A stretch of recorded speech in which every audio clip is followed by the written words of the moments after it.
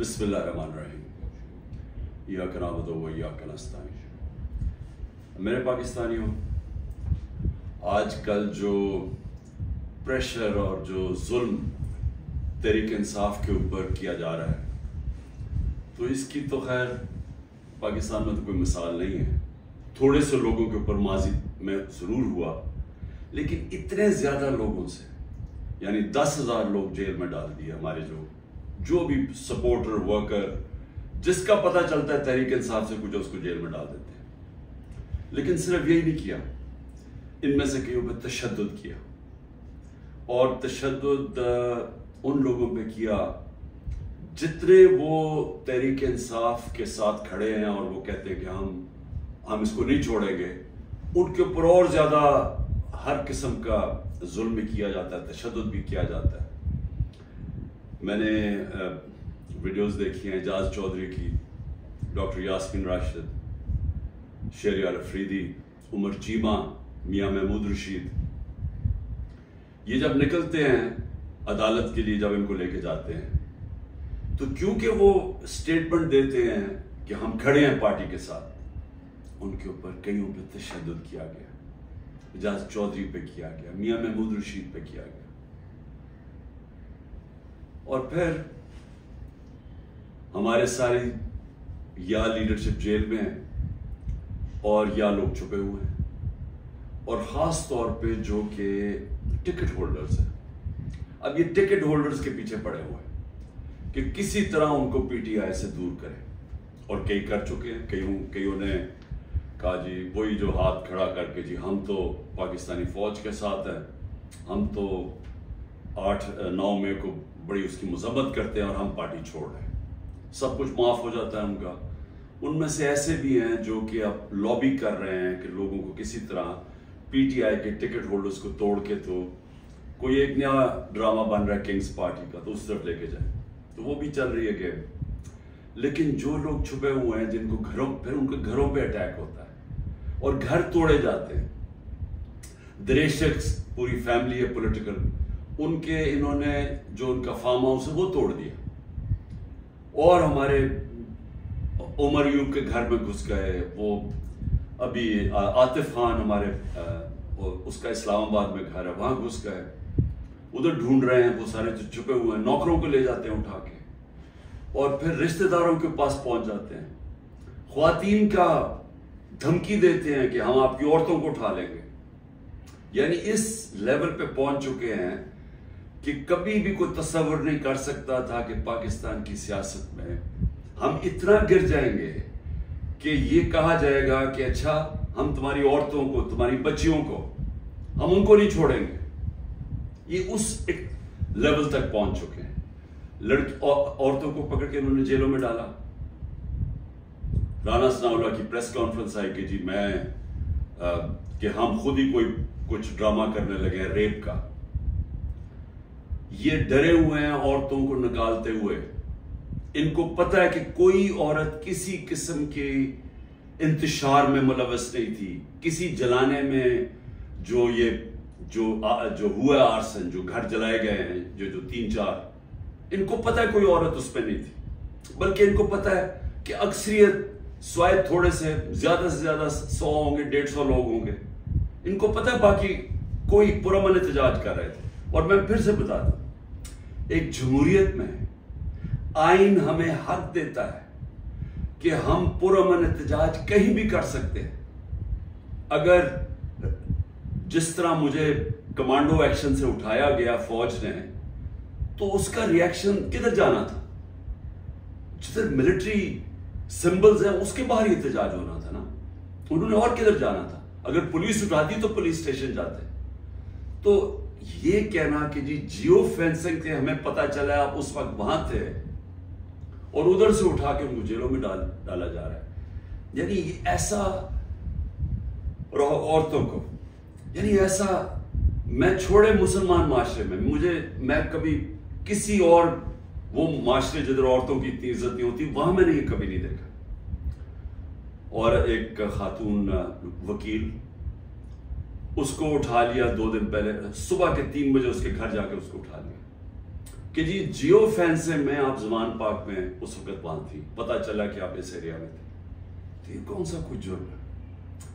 देखिए अभी भी मुझे पता है कि मेरी सुपीरियर जुडिशरी बहुत प्रेशर में है, मुझे पता है कि जजेस को भी फोन कॉल्स आ रही हैं, नामालूम फोन कॉल कि हम ये कर देंगे, तुम्हारी ये फाइल है, हम तुम्हें ये कर देंगे, तुम्हारे बच्चों के पे पहुंच जाते हैं।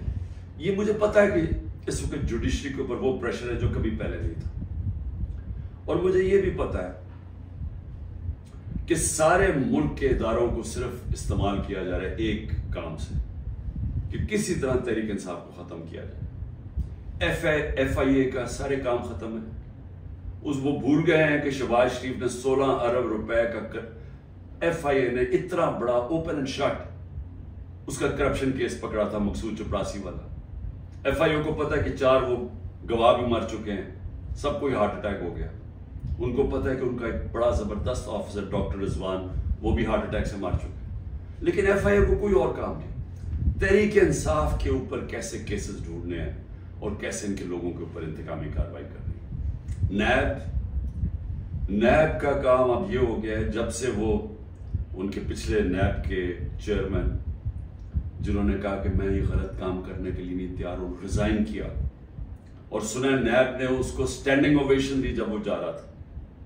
उसकी जगह जिस आदमी को लेके आए हैं, इसका भी काम है कि नैब को इस्तेमाल करो, किसी तरह तहरीक इंसाफ को खत्म करो, इनके ऊपर केसेस करो। पुलिस, ये पहली दफा हुआ है कि मैंने अपने जो हमें खबरें आई हैं जेलों से भी, हमारे जो लोग जिनका वास्ता पड़ा पुलिस से, ये पहली दफा मैंने सुना है कि उन्होंने ये कहा कि अक्सरियत पुलिस बिल्कुल खुश नहीं है जो उनसे करवाया जा रहा है।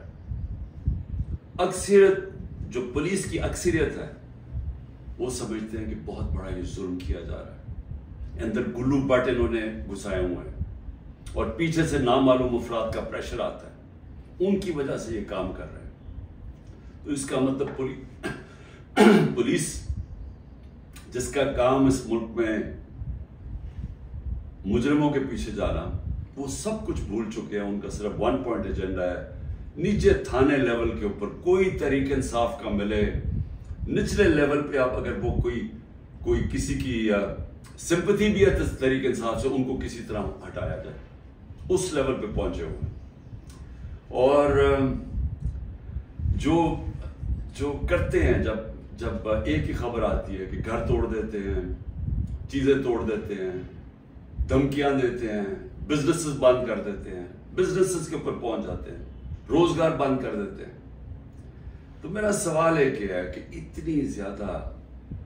इतने प्रेशर के बावजूद क्या वजह है कि चंद लोग छोड़ के गए हैं? हमारे टिकट होल्डर्स पंजाब में देख लें, कितने लोग छोड़ के गए। यानी इस तरह का जुल्म जो कभी हुआ नहीं है, क्यों नहीं छोड़ के जा रहे लोग? उसकी 2 वजूहात। एक, इस बारी टिकट्स मैंने खुद दिए हैं, ज्यादातर इंटरव्यू किए हैं, मैंने अपनी पूरी कोशिश की है कि नजरियाती लोगों को टिकट्स दिए जाए, और इस बारी ज्यादातर जो लोग हैं जिनको टिकट्स मिले हैं, पंजाब की मैं बात कर रहा हूं, वो नजरिए पे खड़े हैं। लेकिन दूसरा एक और भी फैक्टर है, मैंने एक का मुझे मैसेज आया कि मेरे ऊपर बहुत प्रेशर है, उन्होंने मेरी बिजनेस बंद कर दी हैं, उन्होंने अब फैमिली के ऊपर आ गए हैं, पता है जी आपकी बेटी की ये उधर शादी हुई है, उसके ऊपर उसको भी तंग करने पे आ गए, तो जी मेरे पे बहुत प्रेशर है। तो मैंने कहा फिर छोड़ दो। मैंने कहा यानी तुम्हारी अगर बर्दाश्त से बाहर है तो छोड़ दो। वो कहता है जी अगर मैंने छोड़ा, मुझे सारा जो मेरा इलाका है, उन्होंने कहा अगर तुमने PTI को छोड़ा तुम्हें वोट ही नहीं देंगे।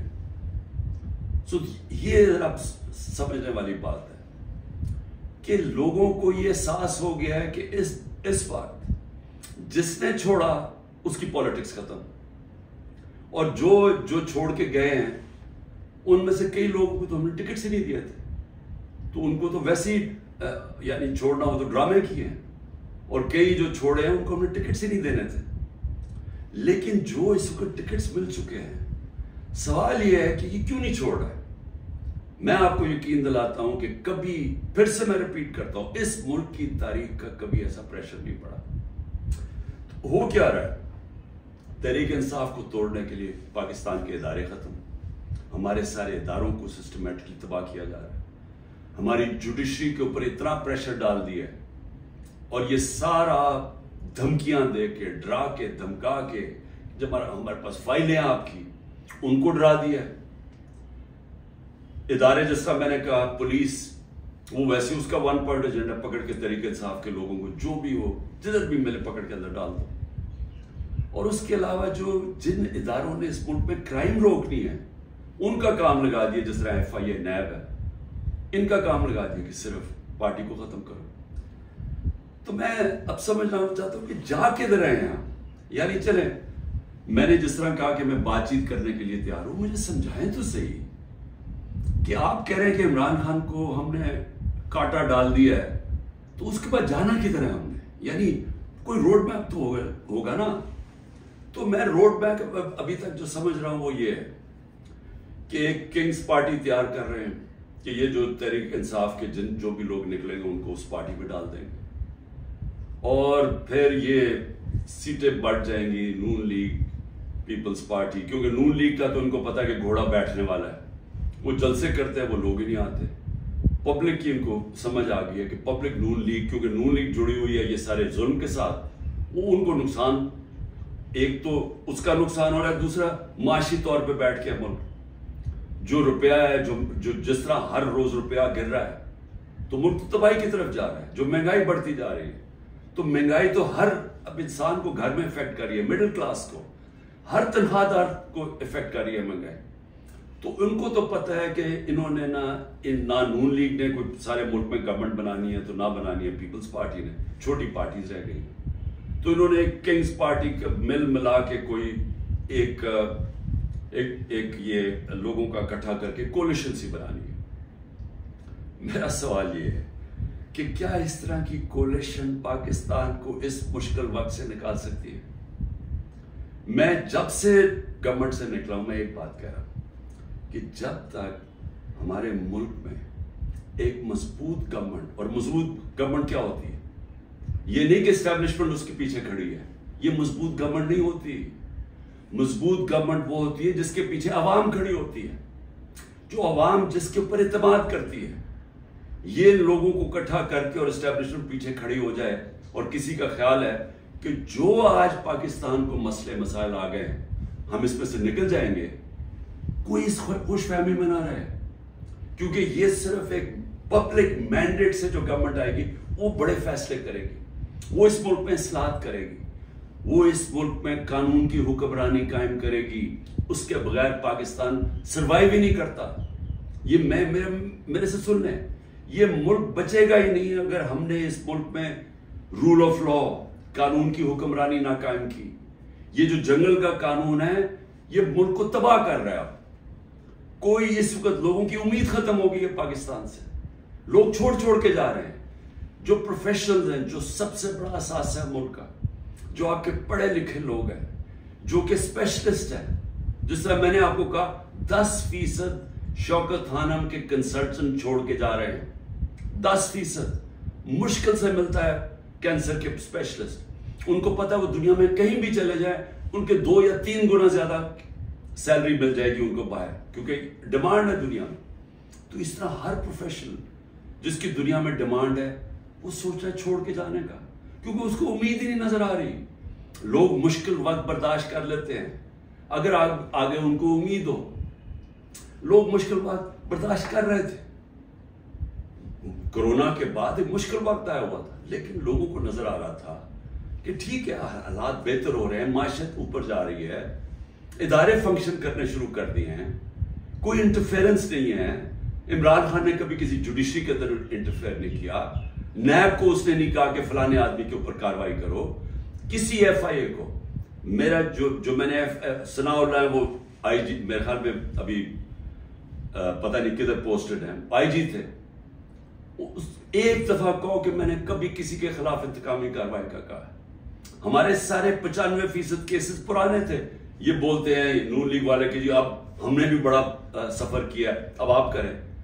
आपके 95% आपके अपने दौर में बनाए गए थे केसेस। इसहाक डार आपके दौर में भागा था, नवाज शरीफ के बेटे आपके दौर में भागे थे, नवाज शरीफ की कन्विक्शन पैनामा में आपके दौर में हुई थी, मरियम की और नवाज शरीफ की। तो ये हमें ना कहें, ये सारे केसेस पुराने आ रहे थे। आप मेरे से एनआरओ मांग रहे थे, आप मेरे से ये कह रहे थे कि हमने चोरी किया, हम कोई खास मखलूक अलग, हमें माफ कर दे। हमने सिर्फ हमारे दौर में शहबाज शरीफ के केस बना था, मकसूद चपड़ासी वाला 16 अरब और 8 अरब जो इसने मनी लॉन्ड्रिंग की थी कि बाहर से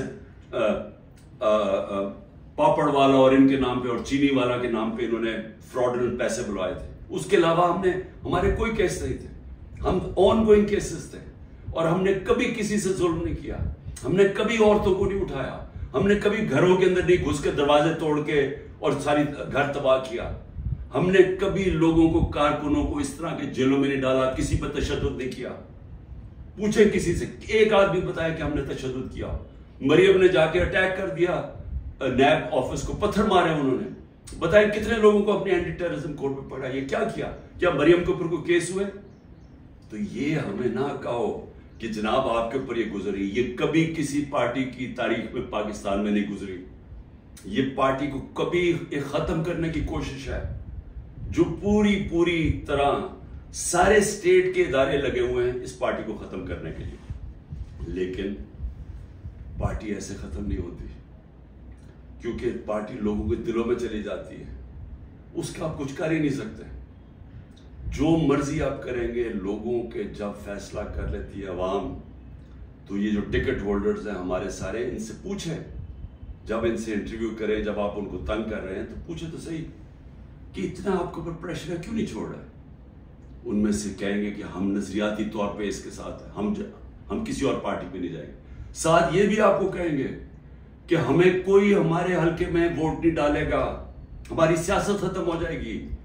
अभी जो पहले हुआ था 16 जुलाई को जो बाई इलेक्शंस हुए थे, वो लोटे सब उड़ गए थे, लोगों ने उनके खिलाफ वोट दी थी, और अब उससे भी ज्यादा बुरे हालात हैं, क्योंकि लोगों को गुस्सा है जो हो रहा है। इस वक्त अवाम गुस्से में है, लेकिन घबराई हुई है, क्योंकि कभी इस तरह का क्रैकडाउन देखा ही नहीं है। तो मेरा आखिर में अपनी आवाम को पैगाम है, क्योंकि मुझे पता है बड़ा मुश्किल है, और आप घबराए हुए हैं, आप में खौफ पैदा किया गया। ये जो बाहर निकल के कोई तहरीक इंसाफ का नाम सुनता उसको जेल में डाल देते। लेकिन मेरी आप अपनी कौम से एक है, देखिए मैं आपके सामने बैठा हूं, अगर किसी को सबसे ज्यादा खतरा है वो मुझे खतरा है, जान को तो मेरी खतरा है। इन्होंने ये किया, दो मेरे ऊपर अटैक्स, कत्ल करने के वारदात हो चुकी है। मुझे पूरी तरह पता है कि एक दफा ये और करेंगे, क्योंकि इनको डर ये है कि जेल में भी इमरान खान बड़ा मुश्किल रहेगा इनके लिए, तो एक और हमला होगा, मैं तैयार हूं। इन्होंने मेरी जो कर्नल आसिम मेरी सिक्योरिटी के हेड थे उसको अगवा कर लिया, वो गायब हो गया। जिसने मेरी सिक्योरिटी का ध्यान रख रहे थे वो 3-4 दिन से वो गायब है, उसको भी उठा लिया। जो गाड़ियां थी मेरी सिक्योरिटी की, वो गाड़ियों को इन्होंने अंदर इंपाउंड कर दिया, और उनसे पूछे अदालत तो कहती जो हमें पता ही नहीं किधर गई। तो सबसे ज्यादा तो खतरा मुझे है। क्या आपको लग रहा है कि मैं पीछे हटूंगा? मैं क्यों नहीं पीछे हटूंगा? क्योंकि मेरे सामने 2 रास्ते हैं। एक है ये खौफ की फिजा बना के हमें गुलाम बना रहे हैं, सिर्फ मकसद ये है कि हम भेड़ बकरियों की तरह ये ताकत की हुक्मरानी मान लें। ये सबने किया है, ये फिरौन ये करता था, खौफ इतना फैला के लोगों को गुलाम बनाया हुआ था। ये यजीद ने किया था, कूफा के लोगों के ऊपर इतना उसका खौफ था उसके जुल्म का कि उन्होंने हजरत इमाम हुसैन की मदद नहीं की। इस्लाम का सबसे बड़ा जो तकलीफ थे हर मुसलमान के लिए वो वाकया सानिया होने दिया। हर दुनिया की तारीख का यजीद या डिक्टेटर वो हमेशा खौफ के जरिए लोगों को कंट्रोल करता है, इंसानों को कंट्रोल करता है। और दूसरा रास्ता, एक तो ये रास्ता है कि मैं भी खौफ ज़दा हो जाऊं और मैं इनके साथ मैं मान जाऊं जी ठीक है सर, ये जो आप चाहते हैं, हम आपके गुलाम हैं। मैंने तो कभी किसी की गुलामी की नहीं है। मैं तो ला इलाहा इल्लल्लाह में मानने वाला आदमी हूं, जिसने मुझे आजाद किया हुआ है। मैं तो एक आजाद इंसान, मेरे लिए तो गुलामी से बेहतर मौत है। मैं आज अपनी कौम को यह कहना चाहता हूं कि देखिए, अल्लाह ने जब आप हैं मोहम्मद मुस्तफ़ा मोहम्मद सल्लल्लाहु अलैहि वसल्लम के उम्मती, जब उन्होंने आपको ला इलाहा इल्लल्लाह का कलमा पढ़ाया था तो उन्होंने आपको आजाद किया था। किस चीज से आजाद किया था? सबसे बड़ी आजादी होती है इंसान की गुलामी से। ये जो फिरौन की गुलामी थी, ये सारी जो कुरान के अंदर निमरूद, फिरौन, इनका क्या बताया हुआ है? इंसानों को गुलाम बनाने थे। नबी सल्लल्लाहु अलैहि वसल्लम ने मदीना में इंसानों को आजाद किया था, और एक कि सिवाय अल्लाह के कोई खुदा नहीं, आपको किसी के सामने नहीं झुकना। दूसरा, जो 3 सबसे बड़े खौफ है इंसान में, उनसे आजाद किया था। उससे अल्लाह ने आपको आजाद किया हुआ है। मौत, अल्लाह ने कहा ये मेरे हाथ में। मैं ये जो 2 दफा बचा हूं, ये मुझे अल्लाह ने बचाया है, नहीं तो इन्होंने तो पूरी तैयारी की हुई थी मारने की। ये मैं आपके सामने हूं, और मैं जब घर से निकलता हूं, मुझे नहीं पता कि अल्लाह ने क्या फैसला किया हुआ कि इनके हाथ में उसने मेरी जान लेनी है नहीं, लेकिन मैं तैयार हूं उसके लिए, क्योंकि उसका वादा है कुरान में कि जब उसने फैसला कर लिया, वो फिर चाहे आप भाग नहीं सकते मौत से। तो इंसान आजाद हो जाता है इस खौफ से, मैं आजाद हूं। दूसरा, जिल्लत, ये जो औरतों के ऊपर कर रहे हैं, घरों के अंदर औरतों को चादर चार दीवारी का ना सोचना, और जो औरतों को जेलों में डाला हुआ है और डरे हुए हैं कि वो जब निकलेंगी तो वो किस तरह की बातें बताएंगी, इसलिए उनको अंदर रखा हुआ है। और 2 बेचारी औरतों को लेकर शॉपर उनके सर पर डाले हुए। यानी ऐसी तौहीन मैंने कभी नहीं सोचा था कि इस माशरे में होगी। लेकिन ये कल क्यों कर रहे हैं? औरतों को डरा रहे हैं कि आप पॉलिटिक्स में ना आए। औरतों जो 50% आबादी है, उसको जान के इतना खौफजदा कर रहे हैं उनके आदमियों को कि उनको बस घर में बैठा दें। आप बस भेड़ बकरियों की तरह बैठ जाएं, जो मर्जी जुल्म मुल्क में हमने चुप करके बैठे रहे। जिल्लत और इज्जत अल्लाह ने अपने हाथ में इसलिए ली है। मुझे जितना जलील किया, मेरी भी एक ट्रस्टी, आज तक कोई सोच सकते हैं जिसको एक आना भी ना मिले ट्रस्टी बनने का, उसके ऊपर नैब का केस और वारंट निकाल दिया उसके, मुझे जलील करने के लिए। लेकिन क्या ये जलील कर सके? हर रोज वो जी इमरान खान गद्दार है, वो खड़े होकर लोग कहते हैं, क्या मैं जलील हो जाऊंगा? लोग 50 साल से मुझे जानते हैं, क्या वो मानेंगे कि इमरान खान गद्दार है? क्योंकि जिल्लत अल्लाह ने इंसान के हाथ में नहीं रखी। आप सबको इस पे एतमाद होना चाहिए। अपने अमाल से इंसान अपने आप को जलील करता है। अल्लाह कभी उस आदमी को जलील नहीं होने देता जिसको दूसरा आदमी बदनीयती से दूसरे इंसान जलील करे। ये दुनिया की तारीख है। नहीं तो हर ताकतवर आदमी इज्जतदार होता और हर बेचारा कमजोर जलील होता। और तीसरी चीज, रिस्क। मुझे ये एतमाद है कि मेरा जो भी है वो अल्लाह ने देना। मेहनत मैं करूंगा, हाँ मेहनत मैं पूरी करता हूं, लेकिन रिस्क अल्लाह देता है। तो ये जो घर तोड़ रहे हैं, लोगों के डरा रहे हैं, धमका रहे हैं, इसका मकसद है क्या? कि लोगों की रिस्क के ऊपर जा रहे हैं ना। लेकिन अल्लाह ने तो कहा हुआ ये मेरे हाथ में है। तो ये जब आपको इन 3 चीजों के ऊपर ईमान हो जाएगा कि कुरान में वाज़े लिखा हुआ है, ये आपको आजाद कर देने के खौफ से। ये जो खौफ के जरिए गुलाम बनाया जाता है, अल्लाह ने ये 3 चीज अपने हाथ में इसलिए रखी है कि इंसान की गुलामी ना करे। क्योंकि आजादी को सबसे ज्यादा अहमियत है। अपनी आजादी के लिए जो मरता है उसको शहीद का रुतबा दिया हुआ है, जहाद है वो। और शहीद पैगंबरों के बाद रुतबा आता है शहीद का, जो अपनी आजादी के लिए खड़ा होता है। ये हम अपनी आजादी के लिए खड़े हैं। ये है, एक तरफ है इनकी इंसानों की गुलामी, ये जो जुल्म के जरिए कर रहे हैं, और दूसरी तरफ है इंसानों की आजादी और एक अरूज और परवाज ऊपर। और वो पाकिस्तान जो बनना चाहिए था, जो छोटे से कब्जा ग्रुप ने हमारा मुल्क नहीं बनने दिया। इसलिए मैं आज आप सबको कहना चाहता हूं, मुश्किल वक्त है, आजादी के लिए कुर्बानियां देनी पड़ती हैं। हम सब, मैं तैयार हूं कुर्बानी के लिए। मैं अपनी सबसे बड़ी तो जान की कुर्बानी है ना, मैं उसके लिए तैयार हूं। लेकिन मैं कभी किसी सूरत इनकी गुलामी कबूल नहीं करूंगा। और मैं चाहता हूं मेरी कौम, आप भी तैयार हो जाए। 20-15 हजार लोगों को जेल में डाला ना, हम 23 करोड़ लोग हैं। क्या 15 हजार को सामने रखते हुए 23 करोड़ लोगों को गुलाम बना देना इन्होंने? तो आपने किसी सूरत याद रखें, ये अब 2 राहें हैं। हमने अगर अपने इस वक्त इस खौफ के सामने झुक गए, जो ये कोशिश कर रहे हैं, याद रखें आपकी आने वाली नस्लें आपको माफ नहीं करेंगी, क्योंकि इस मुल्क का फिर कोई मुस्तकबिल नहीं होगा। जिस तरह आज लोग छोड़ के जा रहे हैं, मुल्क नाउमीद होकर प्रोफेशनल जा रहे हैं, इस तरह जो यहां रह जाएंगे वो हमेशा याद रखेंगे कि हमारे जो बड़े थे, और मेरे भी, हम जब बड़े हो रहे थे वो भी कभी खड़े नहीं हुए इस गुलामी के खिलाफ, क्योंकि वो अंग्रेज की गुलामी के आदी हुए थे। तो अंग्रेज आजादी तो मिली नहीं सही तौर पे, हर वक्त ताकत की गुलामी की है यहाँ इस मुल्क में। ये है वो वक्त हम अपनी हकीकी आजादी के लिए जद्दोजहद करें। कभी आपने इससे पीछे नहीं हटना। शुक्रिया।